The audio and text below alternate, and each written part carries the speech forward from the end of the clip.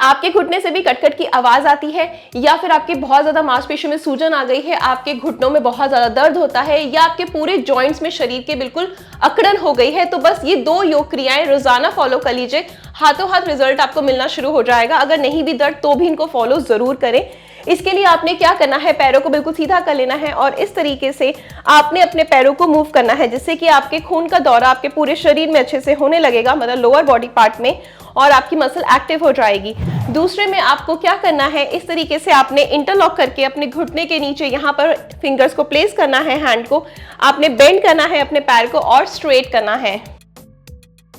दोनों लेग्स में आपने इस क्रिया को कम से कम 50 दफा रिपीट करना है।